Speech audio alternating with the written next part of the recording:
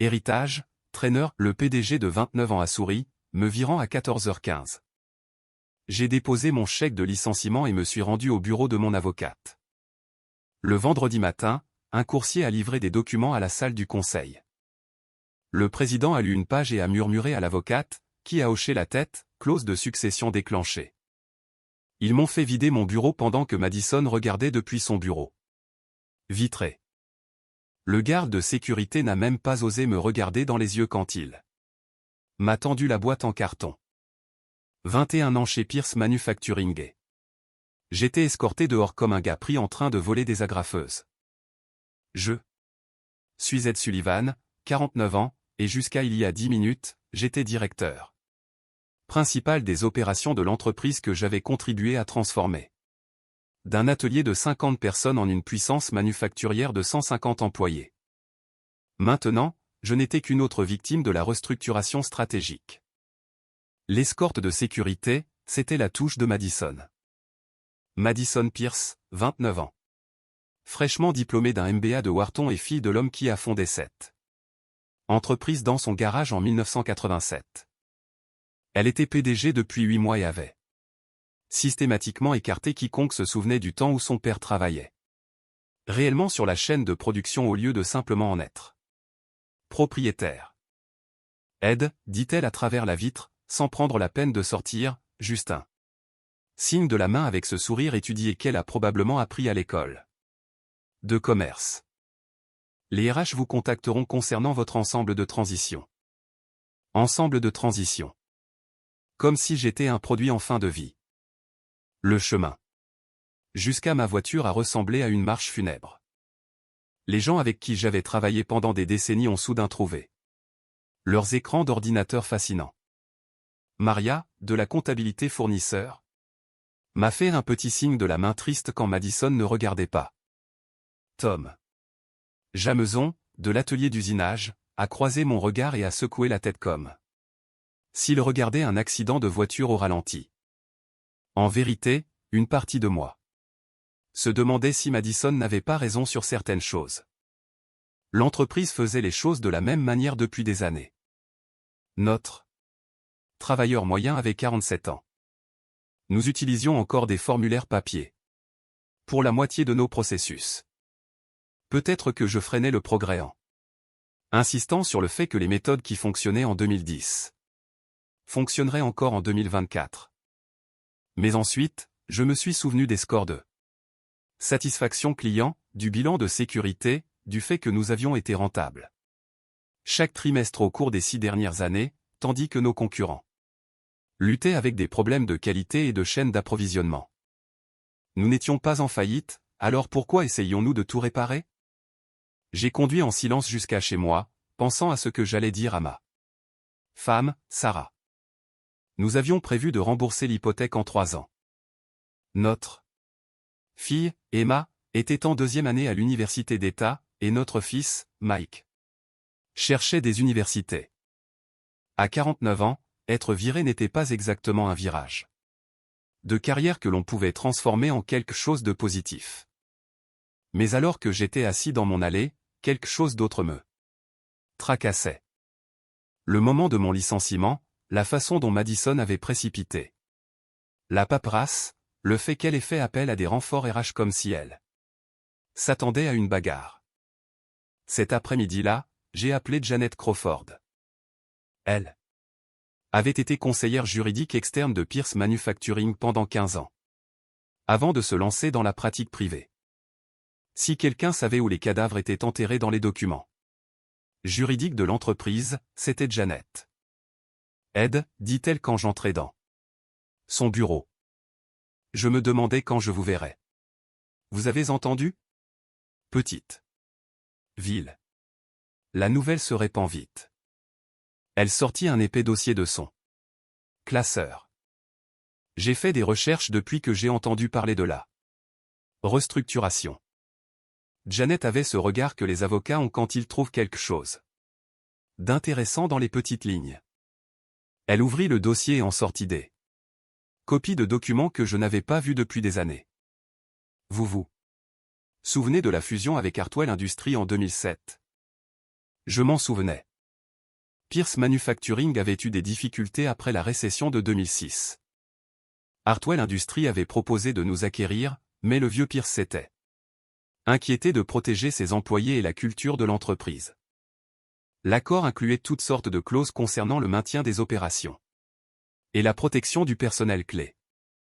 Il y a une clause de protection de la succession enfouie dans cet accord, continua Janet.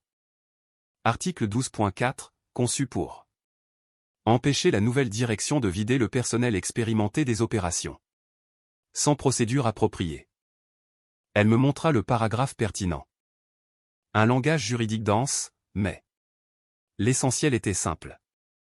Si du personnel d'opération senior était licencié, sans l'approbation du conseil d'administration et une indemnité de départ adéquate, cela déclenchait une période de révision de 72 heures. Si des violations étaient confirmées, le contrôle opérationnel reviendrait à la personne ayant la plus longue ancienneté continue en gestion des opérations. Ce serait moi, dis-je, en faisant le calcul. J'ai commencé comme superviseur d'atelier en 2003, promu coordinateur des opérations en 2006, directeur principal des opérations en 2010. 21 ans au total, tout en opération. Ce serait vous. Les implications me frappèrent comme un train de marchandises. Madison m'avait viré pour me mettre hors de son chemin. Au lieu de cela, elle aurait pu simplement me remettre les clés de toute l'opération. Quelle est la date limite pour déposer la plainte? Janet vérifia ses notes. 72 heures à compter du licenciement. Vous avez été licencié hier à 14h15. Cela vous donne jusqu'à vendredi 14h15. Il vous reste 48 heures. Janet, j'ai besoin de vous demander quelque chose. Suis-je vindicatif ici? Peut-être que Madison a raison, que des gens comme moi sont des ancres qui tirent l'entreprise vers l'arrière. Janet referma le dossier. Ed, j'ai vu les rapports trimestriels. Pierce Manufacturing a été constamment rentable sous votre direction opérationnelle. La rétention des clients est élevée. Le bilan de sécurité est excellent. Les scores de satisfaction des employés sont supérieurs à la moyenne de l'industrie. Elle marqua une pause. Parfois, le changement pour le changement n'est pas un progrès. Parfois, c'est juste coûteux. Ce soir-là, j'ai appelé Tom Jameson. Tom était chez Pierce plus longtemps que n'importe qui d'autre, sauf moi, et il avait observé les changements de Madison. Depuis l'atelier de production. Ed, j'espérais que tu appellerais. Les choses deviennent bizarres ici. Bizarre comment? Madison a fait venir des experts en efficacité aujourd'hui. Ils chronomètrent les cycles d'assemblage avec des chronomètres, parlent d'automatisation et d'optimisation de la main-d'œuvre. La voix de Tom baissa. On dit qu'elle prévoit d'externaliser la moitié de la chaîne de production vers une usine au Mexique. Cela expliquait la hâte de faire le ménage. Madison ne modernisait pas seulement les opérations. Elle se préparait à les démanteler. Remplacer les travailleurs expérimentés par des systèmes automatisés et de la main-d'œuvre offshore. Il y a autre chose, continua Tom. Elle a convoqué une réunion générale. Pour lundi. L'ordre du jour annonce des nouvelles passionnantes sur l'avenir de Pierce Manufacturing. J'avais le sentiment que ces annonces passionnantes impliqueraient des lettres de licenciement pour quiconque avait plus de 40 ans. Cette nuit-là, je me suis assis à ma table de cuisine avec les documents de fusion étalés devant moi. Sarah m'apporta du café et regarda par-dessus mon épaule le langage juridique. À quoi penses-tu faire? Je pense à rappeler à Madison que parfois, quand on essaie de jeter l'ancien, on jette aussi les fondations. Mais voici ce qui me rendait nerveux. Déposer cette réclamation ne visait pas seulement à récupérer mon emploi. Si cela fonctionnait, je serais en train de fomenter un coup d'État corporatif. Retirer le contrôle opérationnel au PDG. C'était une affaire sérieuse. Et si je me trompais sur les plans de Madison, je passerais pour un vieil imbécile avide de pouvoir et cherchant vengeance. Le lendemain matin, je me suis rendu tôt au bureau. J'ai vu la voiture de Madison sur le parking à 6h30, ce qui était inhabituel. À travers les fenêtres du hall, je pouvais la voir dans la salle de conférence avec 3 personnes que je ne reconnaissais pas. Tous en costume, tous avec des visages sérieux, tous prenant des notes pendant qu'elles pointaient des graphiques au mur. C'est ce qui m'a décidé. Vendredi matin. À 9h, je suis entré au bureau du greffier du comté avec une demande de succession notariée. Des copies certifiées ont été envoyées à chaque membre du conseil d'administration par coursier. Dépôt électronique auprès de la commission des sociétés d'État. Tout était horodaté et documenté. J'ai fait un arrêt en rentrant chez moi. Le bureau de Janet pour y déposer des copies de tout. Ed, dit-elle, en examinant les papiers, vous réalisez ce que vous venez de mettre en marche? Je crois que oui. Le conseil devra convoquer une réunion d'urgence. Madison se battra avec tout ce qu'elle a. Et si vous vous trompez sur ses intentions, alors je serai celui qui a détruit sa propre carrière pour une rancune. Janet hocha la tête. Mais si vous avez raison, alors je pourrais bien sauver 150 emplois dans une entreprise qui a mis 37 ans à se construire. Le compte à rebours de 72 heures avait commencé. Maintenant, je n'avais plus qu'à attendre que le téléphone sonne et espérer que je n'avais pas commis la plus grande erreur de ma vie. Ce soir-là, Sarah me trouva sur le porche arrière, fixant mon téléphone. « Tu as des doutes ?» demanda-t-elle. Des troisième et quatrième pensées. Admis-je. Et si je n'étais qu'un vieil homme amer qui ne peut accepter le changement? Elle s'assit à côté de moi. Ed, en 21 ans, combien de fois t'es-tu trompé sur ce qui était le mieux pour cette entreprise? J'y pensais. Pas souvent. Alors, fais confiance à tes instincts, et quoi qu'il arrive, nous trouverons une solution ensemble. Le téléphone est resté silencieux cette nuit-là, mais je savais que le lundi matin serait une autre histoire. L'appel est arrivé. À 6h47 le lundi matin. L'assistante de Madison avait l'air de préférer être n'importe où ailleurs. Monsieur Sullivan, Madame Pierce a besoin de vous voir. Immédiatement. L'ensemble du conseil d'administration sera présent. J'étais assis sur mon porche arrière avec un café, me demandant si je n'avais pas commis la plus grosse erreur de ma carrière. Dites à Madame Pierce que je ne suis plus employé par Pierce Manufacturing. Elle devra passer par mon avocat. Monsieur, elle a dit que c'était extrêmement urgent concernant des documents juridiques livrés ce week-end. Les réunions du conseil ne se déroulaient pas le lundi matin à moins que quelque chose de grave ne se produise. Je peux être là à 10h. Le parking avait une ambiance différente quand on ne se dépêchait pas de pointer.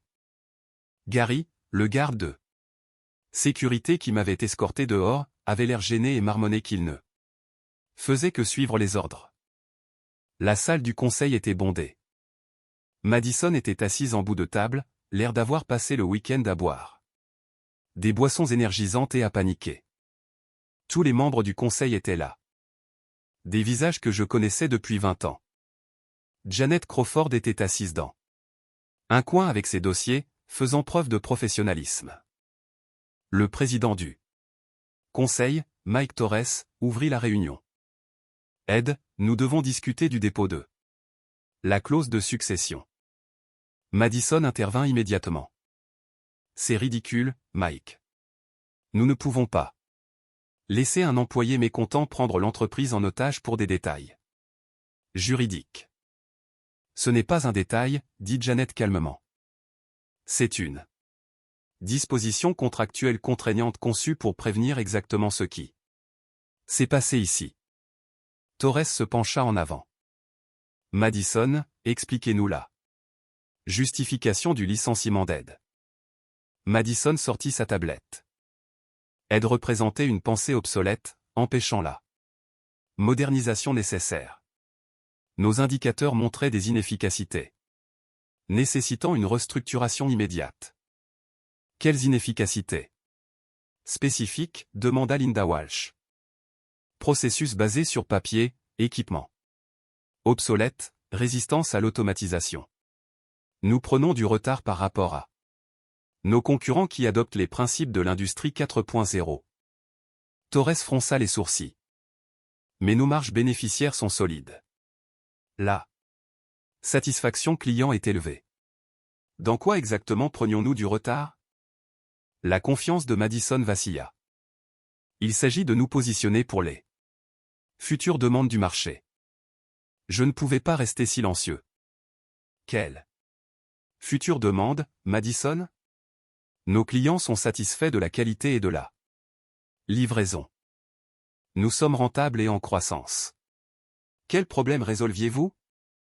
Nous ne pouvons pas rester compétitifs en nous accrochant à des méthodes vieilles de 20 ans.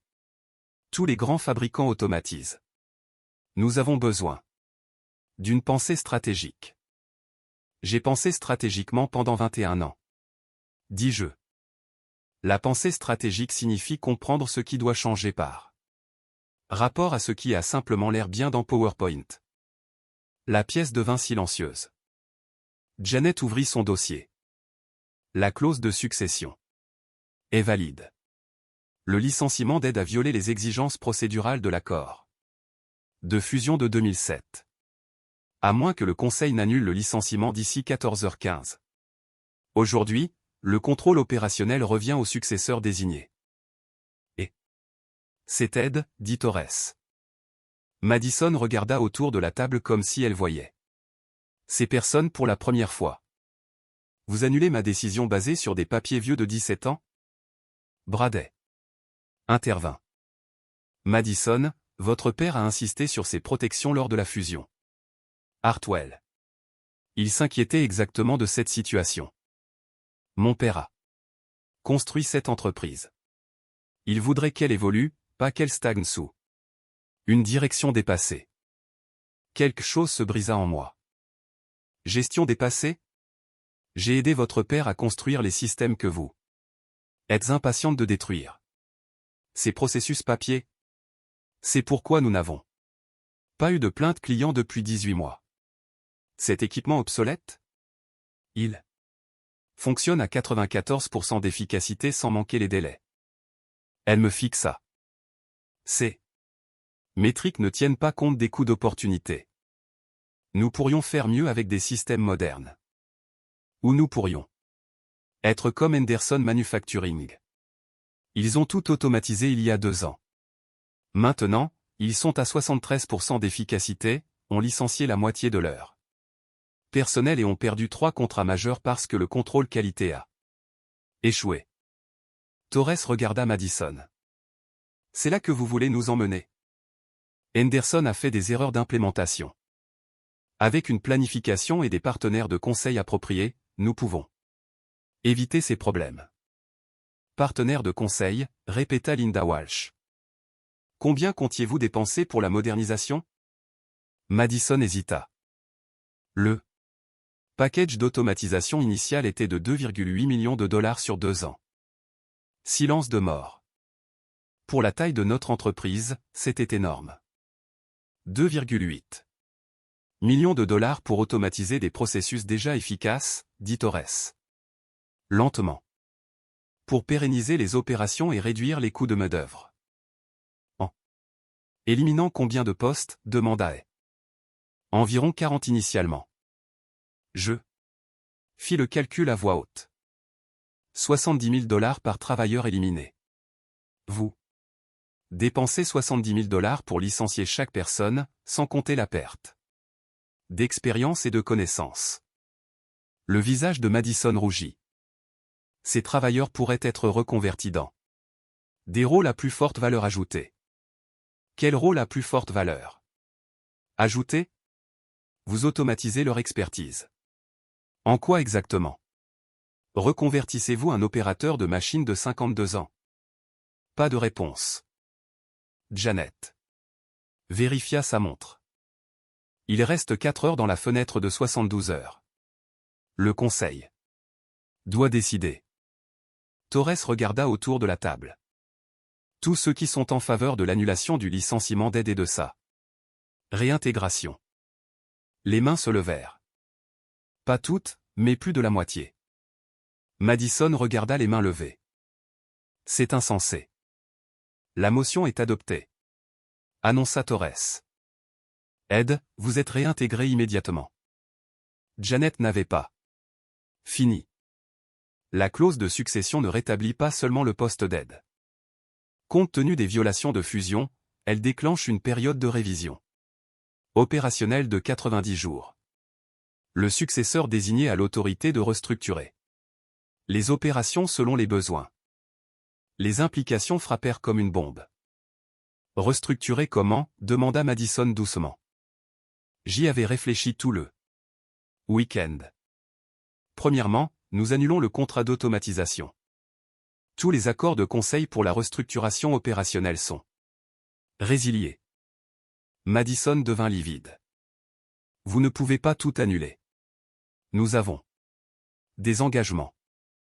Clause d'annulation de 30 jours si les exigences opérationnelles changent, dit Janet.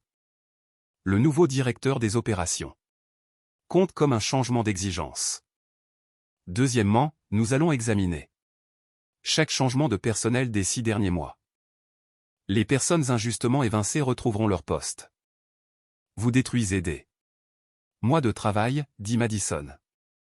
Je préserve 21 ans de travail. Torres hocha la tête. Cela semble raisonnable.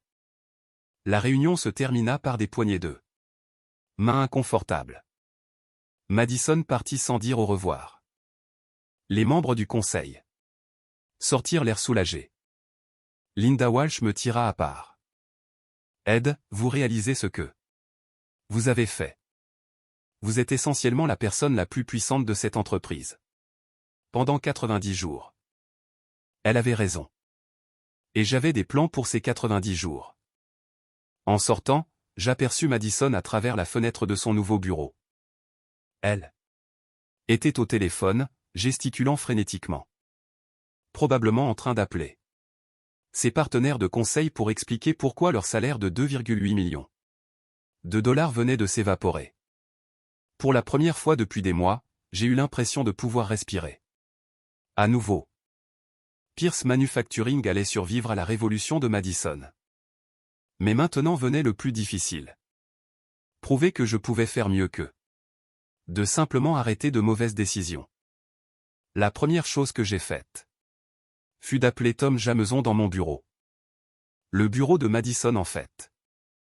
Elle s'était installée dans un espace plus petit.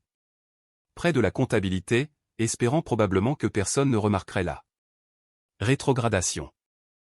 Tom frappa et entra comme s'il pénétrait sur une scène de crime. Ed, qu'est-ce qui vient de se passer? J'expliquai la clause de succession pendant que Tom secouait la tête. Alors Madison s'est en fait virée. Elle-même? Plutôt qu'elle m'a viré directement dans son poste. J'ai marqué une pause. Tom, je dois être honnête. Est-ce que je fais la bonne chose? Peut-être que Madison avait des arguments valables sur la modernisation. Tom resta silencieux un instant. Tu veux savoir ce que j'ai vu la semaine dernière? Ces experts en efficacité chronométraient nos cycles d'assemblage. Avec des chronomètres. Cela rendait les gars qui font ce travail depuis 15 ans terriblement nerveux. La productivité a chuté de 8% ce jour-là, mais les consultants ont écrit que nos travailleurs étaient résistants à la mesure et avaient besoin d'un coaching de performance. Cela a apaisé mes doutes, mais j'ai senti le poids de la subsistance de 150 personnes sur mes épaules.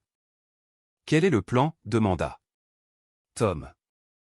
Premièrement, nous allons réintégrer tous ceux qui ont été évincés au cours des 6 derniers mois, en commençant par Danny Fleur du contrôle qualité.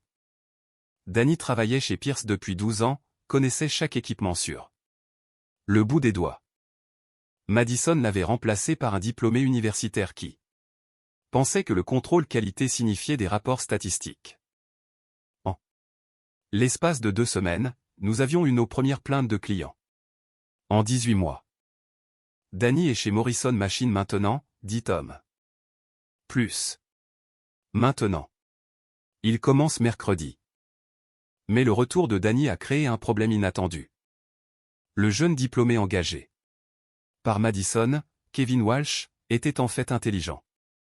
Il avait mis en place des systèmes de suivi numérique vraiment utiles. Le virer juste pour ramener Danny me ferait passer pour mesquin et gaspilleur.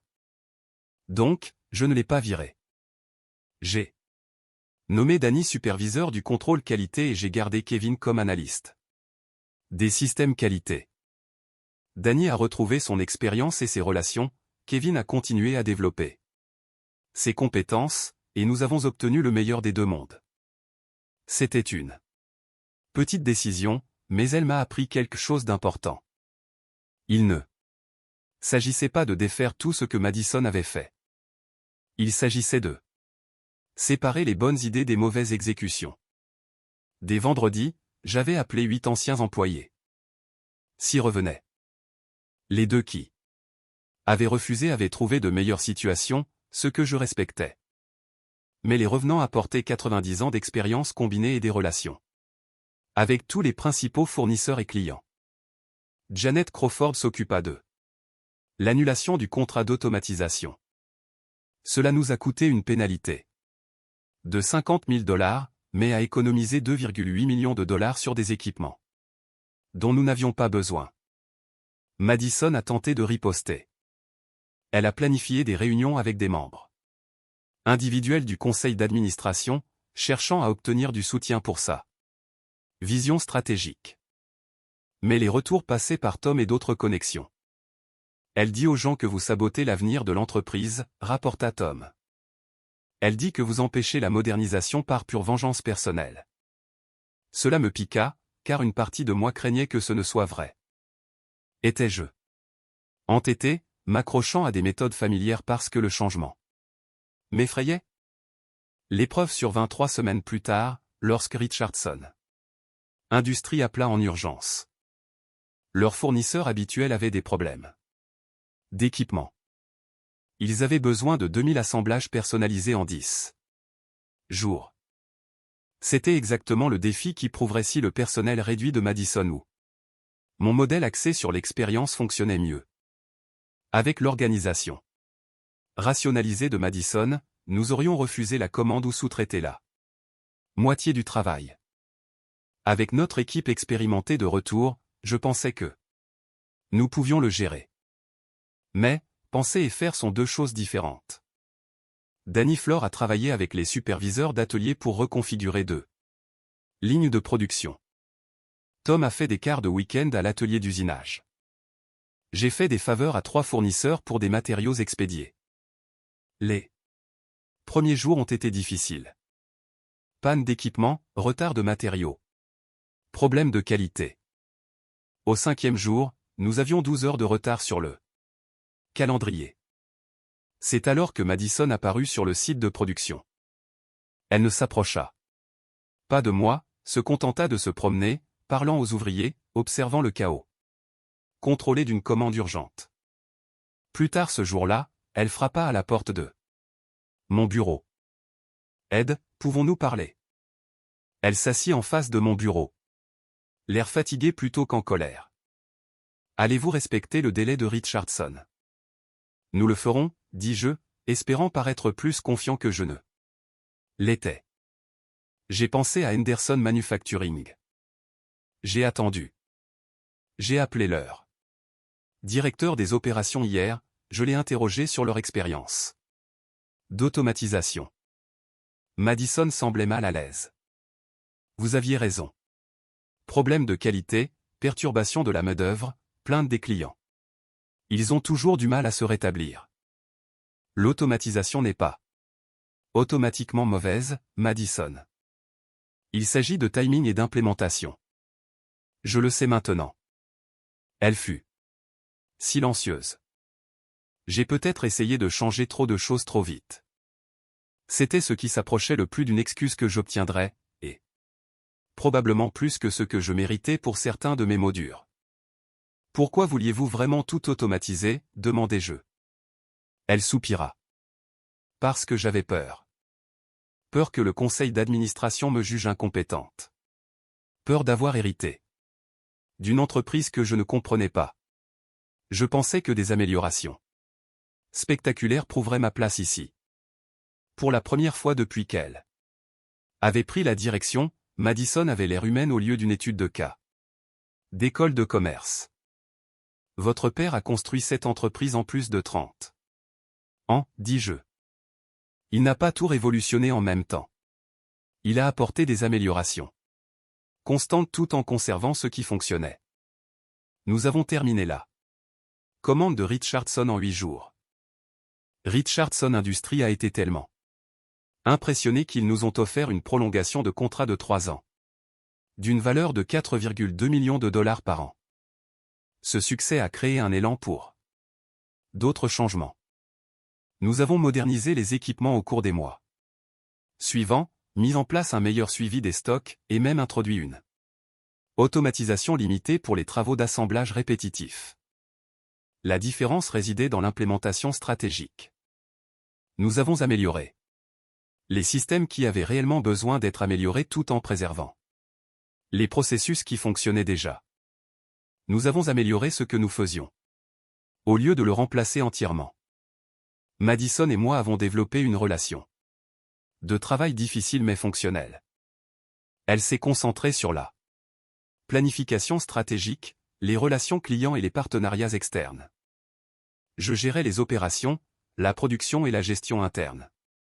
Ce n'était pas parfait, mais ça fonctionnait.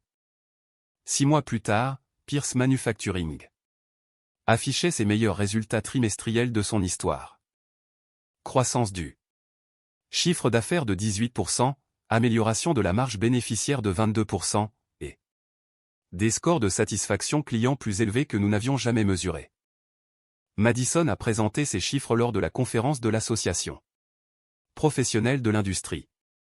Elle a parlé de croissance durable grâce à la modernisation stratégique et à l'intégration du leadership expérimenté. Je devais admettre qu'elle avait appris à parler le langage du succès d'entreprise sans détruire ce qui le rendait possible. La période de révision de 90 jours s'est terminée avec le conseil d'administration rendant notre arrangement permanent. Je suis devenu chef des opérations avec participation au capital. Madison est restée PDG avec une compréhension plus claire de ce qu'elle pouvait et ne pouvait pas changer. Parfois, lors des réunions, je la surprenais à me regarder gérer les problèmes opérationnels avec quelque chose comme du respect. D'autres fois, je la voyais présenter des initiatives stratégiques avec un enthousiasme sincère au lieu d'une surcompensation désespérée. Nous avions tous deux appris quelque chose de crucial. L'expérience sans adaptation devient stagnation. L'innovation sans fondation devient chaos. L'astuce est de trouver l'équilibre. Et parfois, la meilleure façon de trouver cet équilibre est de se pousser suffisamment pour découvrir ce qui compte. Vraiment. Le véritable test est venu 8 mois plus tard lorsque Consolidated Industries a tenté de nous débaucher nos plus gros comptes. Ils nous sous-cotaient de 15% sur toute la ligne, promettant des délais de livraison plus rapides et une meilleure intégration technologique. Une stratégie de prix prédateur classique pour conquérir des parts de marché. Madison m'a signalé la menace lors de notre examen opérationnel hebdomadaire. Ed, nous allons perdre Richardson si nous ne pouvons pas nous aligner sur leur prix. Ils proposent des assemblages à $425 l'unité au lieu de nos 5 cents. J'ai fait les calculs. À $425 l'unité, nous fonctionnerions à une marge de 3%. Au lieu de notre 18% habituel. Cela pourrait être viable pendant 6 mois avant de devoir réduire les coûts ailleurs. Quelle est la stratégie de Consolidated? Ai-je demandé. Il parie que nous ne pouvons pas rivaliser avec leur ligne de production automatisée. Leur représentant commercial a dit à Richardson qu'il pouvait livrer 2000 unités en 5 jours, contre nos 10 jours habituels. C'était exactement ce dont Madison s'était inquiété lorsqu'elle avait poussé à l'automatisation. Un concurrent utilisant la technologie pour saper nos méthodes traditionnelles. Peuvent-ils réellement livrer ce qu'ils promettent? Madison afficha des données sur sa tablette. Leurs vidéos d'installation sont impressionnantes. Ligne d'assemblage entièrement automatisée, contrôle qualité numérique, gestion des stocks basés sur l'IA. J'étudiais l'information. Quelque chose ne collait pas. Regardez leurs chiffres de rétention client. Ils ont acquis 12 nouveaux comptes majeurs en 18 mois, mais en ont perdu 8 existants. Qu'est-ce que cela vous dit? Ils sont excellents pour remporter des appels d'offres, mais terribles pour garder les clients satisfaits à long terme. Nous avons opté pour quelque chose qui aurait été impossible sous le plan d'automatisation initial de Madison ou ma résistance têtue au changement. Nous allions rivaliser sur la fiabilité et la relation, pas seulement sur le prix. J'ai appelé directement le directeur des opérations de Richardson. Jim? C'est Ted Sullivan de chez Pierce. J'entends dire que Consolidated fait des offres intéressantes. Ed, tu sais que je déteste cette conversation. Nous travaillons ensemble depuis 6 ans, mais leurs chiffres sont convaincants. Je comprends. Qu'est-ce qui motive la décision? Juste le prix ou d'autres facteurs? Jim était silencieux. Honnêtement, surtout le prix, mais ils promettent aussi des délais plus courts. Que se passe-t-il s'ils ne peuvent pas tenir leur promesse? Quel est votre plan de secours? Nous devrions trouver un autre fournisseur rapidement. Coûteux et perturbateur. J'ai fait une proposition qui m'a surpris moi-même. Et si nous pouvions nous aligner sur leur prix, à titre d'essai, mais avec des délais de livraison garantis et nos normes de qualité habituelles? Un essai de 6 mois. Si nous manquons un délai ou avons des problèmes de qualité, vous pouvez passer à Consolidated sans pénalité. Madison me regarda comme si j'avais perdu la tête. S'aligner sur le prix de Consolidated éliminerait la majeure partie de notre marge bénéficiaire sur l'affaire Richardson, mais Jim était intéressé. Vous égaleriez vraiment leur prix? Pendant 6 mois, oui. Mais j'ai besoin d'une garantie que vous évaluerez l'expérience totale, pas seulement le prix unitaire. Nous avons obtenu l'accord d'essai. Madison m'a tiré à part après l'appel. Ed, c'est un suicide financier. Nous ne pouvons pas fonctionner avec des marges de 3%. Nous n'allons pas fonctionner avec des marges de 3%. Dis-je. Nous allons prouver que Consolidated ne peut pas livrer ce qu'ils promettent. Quand ils échoueront, Richardson paiera nos prix habituels pour éviter le risque. C'était un pari basé sur l'expérience plutôt que sur l'analyse de feuilles de calcul. J'avais déjà vu des stratégies de prix prédateurs. Les entreprises gagnaient des affaires avec des offres insoutenables, puis augmentaient les prix après que les clients étaient verrouillés, ou réduisaient les coûts pour maintenir les marges. La stratégie a payé 3 mois plus tard. Consolidated a manqué 2 délais de livraison pour l'un de ses clients majeurs, puis a livré un lot avec des problèmes de qualité nécessitant une reprise coûteuse. La nouvelle s'est rapidement répandue dans notre réseau industriel. Le directeur des opérations de Richardson m'a appelé directement. Ed, nous voulons prolonger notre contrat. Vos prix habituels. Consolidated nous faisait économiser de l'argent, mais il nous coûtait en fiabilité. En l'espace de 6 mois, nous avions récupéré 2 comptes qui étaient passés chez Consolidated, et nous avions en plus décroché 3 nouveaux clients échaudés par des expériences similaires avec des concurrents à bas prix. L'expérience a enseigné à Madison et à moi quelque chose d'important. Sur la concurrence. On ne gagne pas en devenant exactement comme ses concurrents. On gagne en étant meilleur dans ce qui nous rend différents. Madison a commencé à concentrer sa planification stratégique sur la construction de relations et la différenciation des services, plutôt que sur l'automatisation technologique.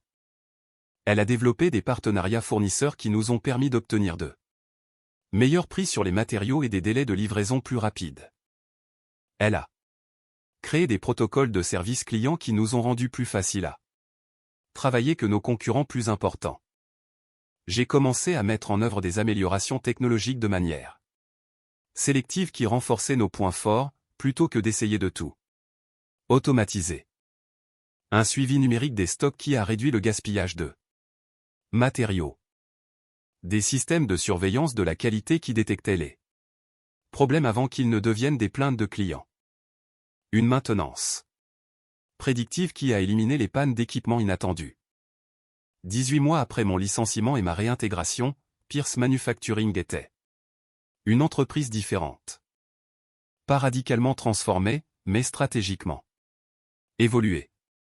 Nous étions passés de 150 à 180 employés.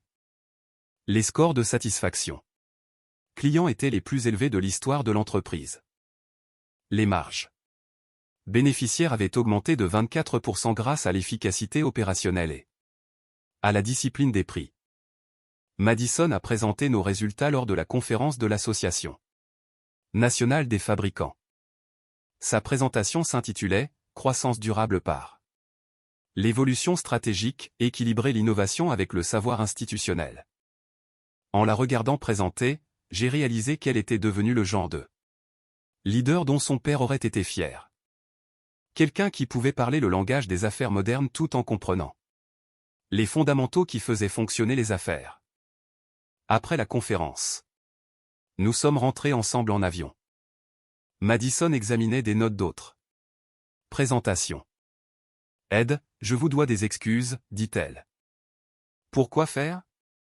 Pour avoir pensé que l'expérience était l'ennemi du progrès, pour avoir cru que tout changer était la même chose que tout améliorer. » Je restai silencieux un instant. Madison, je vous dois des excuses aussi, pour avoir supposé que tout changement était un mauvais changement, pour avoir été si protecteur des anciennes méthodes que je ne pouvais pas voir quand de nouvelles approches pourraient réellement aider. Elle sourit. Vous savez ce qui est drôle ? Si vous n'aviez pas déposé cette clause de succession, j'aurais probablement coulé l'entreprise en moins de 2 ans. Et si vous n'aviez pas insisté sur la modernisation, nous serions probablement restés à faire les choses de la même manière jusqu'à ce qu'un concurrent ne nous rende vraiment obsolètes. Alors, nous avions tous les deux besoin d'échouer. Un peu avant de pouvoir réussir ensemble ? Quelque chose comme ça. Aujourd'hui, quand de nouveaux employés me demandent des conseils de carrière, je leur dis ce que mon expérience avec Madison m'a appris. Le but n'est pas de résister au changement ou de l'embrasser aveuglément. Le but est de comprendre ce qui mérite d'être préservé et ce qui mérite d'être amélioré. Parfois, cela signifie déposer des clauses de succession pour empêcher de mauvaises décisions de détruire de bonnes entreprises. Parfois, cela signifie admettre que la façon dont vous avez toujours fait les choses n'est pas la seule façon de les faire. Mais surtout, cela signifie se souvenir que les entreprises ne sont pas seulement des chiffres sur des feuilles de calcul ou des processus et des organigrammes. Ce sont des communautés de personnes qui essaient de créer quelque chose de précieux ensemble. Et quand vous essayez de construire quelque chose qui dure, vous avez besoin à la fois de la sagesse de savoir ce qui fonctionne et du courage d'imaginer ce qui pourrait fonctionner mieux. Le dernier mot n'est pas de prouver que vous aviez raison depuis le début. C'est d'être assez intelligent pour apprendre de vos erreurs et assez généreux pour aider les autres à faire de même.